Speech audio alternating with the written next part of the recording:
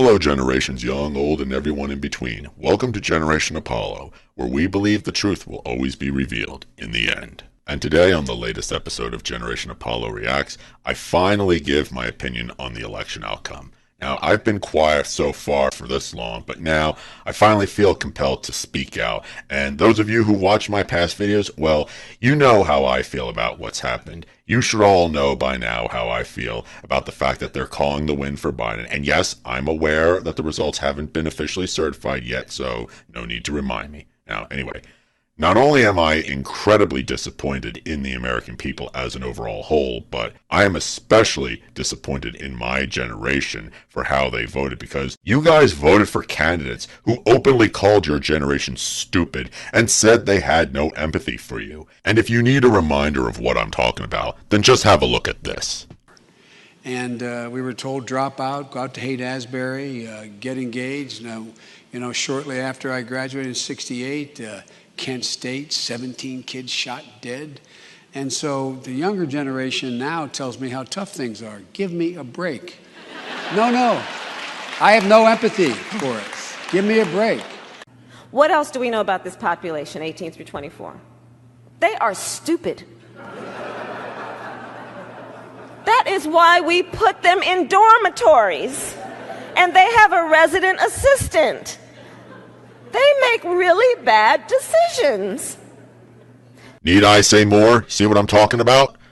Then again, I'm not really surprised at the outcome, considering what a shit show this election has been overall. Frankly, neither candidate really impressed me. Now, I know Trump isn't perfect, and as I've said before, I didn't agree with him on everything. However, I'm still not convinced that Biden will be much better. Now, I've said for many years that the establishment on both sides of the aisle in both major parties is corrupt, and neither side is interested in solving America's real long-term problems. People are finally waking up to this fact, and a lot of people are sick and tired of the establishment not working for them. That reached a fever pitch in 2016. Trump was an outsider, and Sanders wasn't your typical politician, which is why both of them were able to capture national attention. And even now, I still firmly believe that America needs a viable third-party unconventional candidate if we ever want to have any real hope of trying to solve our long-term problems. That's why I voted for Trump, even despite all of his shortcomings. I didn't vote for him in 2016 because I wasn't sure how he was going to turn out,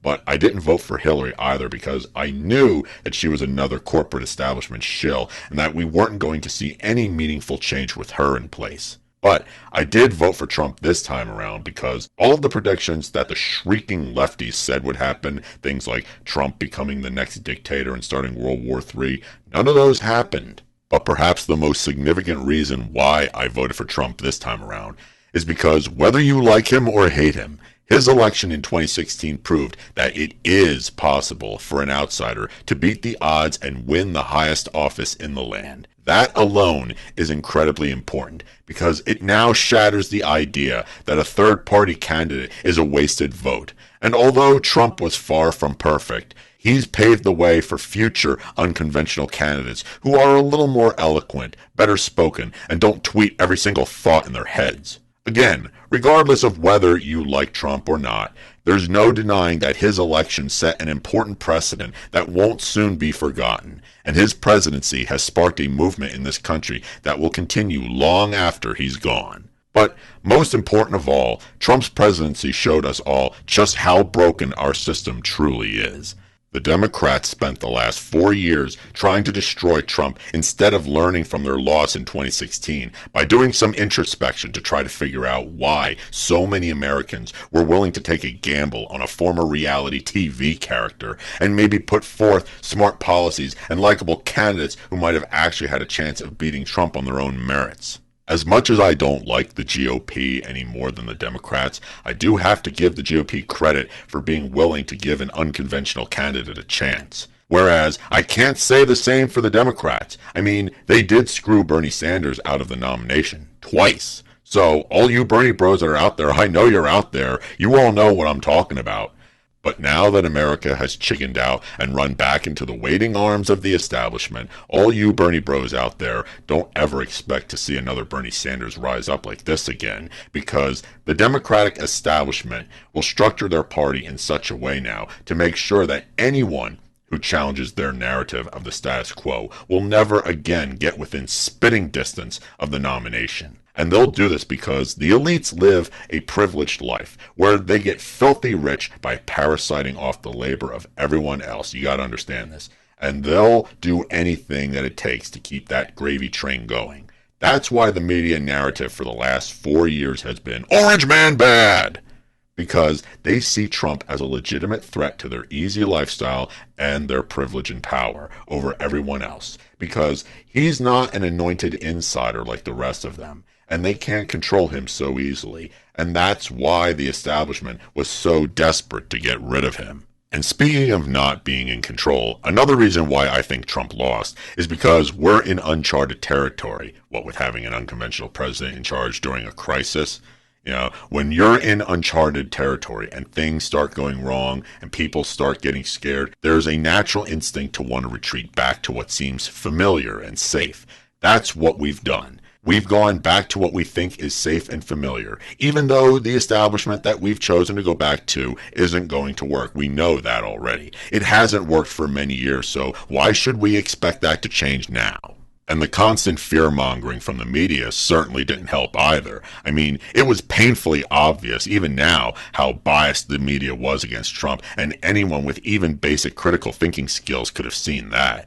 But sadly, it seems that America has chosen to drink the mainstream media's Kool-Aid, especially you Millennials and Gen Z'ers out there who fell for the media hype. I'm sorry to tell you guys this, but you guys not only drank that Kool-Aid, you guzzled it down and then asked for a second glass. This was your generation's one chance to send the establishment a loud and clear message that we're done with you. But you guys blinked, and you gave the establishment exactly what it wanted. You guys just gave the boomer elites 4 more years in power at your expense. And guess what? No returns. All sales are final. So call me crazy, but I get the feeling that your generations are going to be having the buyer's remorse in the not-too-distant future. Because if you think you're going to see any real progressive policies come to fruition, think again. The Democrats have already hinted that there won't be any Green New Deal, which I'm perfectly okay with. Not because I don't care about the environment, I do, but because the Green New Deal, as it was being proposed by the Democrats, particularly the radical progressive ones, that would have ended up costing trillions of dollars while doing little to nothing to really help the environment. So it looks like AOC isn't going to be getting any of the items on her radical wish list, which is great because, in case you haven't been paying attention to the news lately, have any of you seen the latest proposal she had? It seems that Loco Cortez is apparently calling for a list of Trump dissidents and supporters. In other words, she's calling for a mass list of all people who, in her opinion, are guilty of quote-unquote wrong thing. Holy fucking shit. How is this not making the front page of every news media outlet? This is the kind of thing you would expect to see in a tin pot dictatorship. A sitting member of the House of Representatives calling for a public list of those guilty of wrong thing. God, she is such an ignorant child. I can't stand her. And it's people like her that are making young generations look bad. But unfortunately, I have to say, it's people of my generation and younger that voted for her.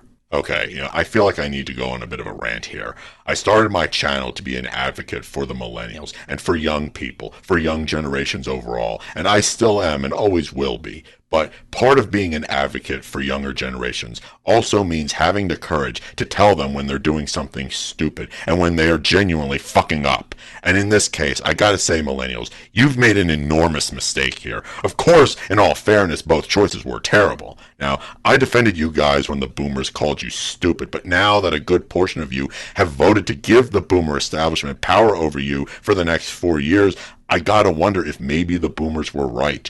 What if the millennials really are stupid? I know some of you don't want to hear that, and it's definitely not going to earn me any friends. It's going to piss some people off, but fuck it. This is the point where I think you guys need a little tough love, if that's what it takes to help you all wake the fuck up. It's just that I don't want the boomers to be right about us. I really don't. I know you guys are frustrated with the establishment, and so am I. And that's what's truly ironic here, is that so many of you who hate the establishment, the best chance you guys had for beating the establishment has been right in front of you the whole time, but you were all too conditioned with fear to realize it. Although I agree that Trump has many flaws, he has still always been the best chance we've had to beat the establishment because he's an outsider who was never supposed to win. And the sad part is that many of you guys will eventually come to realize this after it's too late and after he's gone. And I know some of you are probably laughing at me and thinking I'm crazy, but I'm pretty sure you'll all eventually come to see things my way in the end. Alright, I'm going to end this video here because I don't want to get any more worked up than I already am, but obviously I am not happy about the outcome of this election. However, as of the time of this recording, recounts and legal battles are still going on in certain key states, and the election has not yet officially been certified in Biden's favor, so there still is a slim chance that Trump could seize victory from the jaws of defeat at the last minute. So I'm holding out for that, but although it's not guaranteed, we'll see. Anyway, I just wanted to let off some steam, so that's about it. So what do you all think? Do you think there's still a chance Trump might pull it off, or are we in for a long, dark winter ahead? Let me know in the comments. If you enjoyed this video, please consider subscribing, and please share and give this video a thumbs up to help spread the message and help this channel grow. And lastly, don't forget to subscribe and follow me on BitChute, Twitter, Minds, and on Library. All the links to all my other pages are in the description. So, thanks again for listening, and thank you for tuning in to Generation Apollo.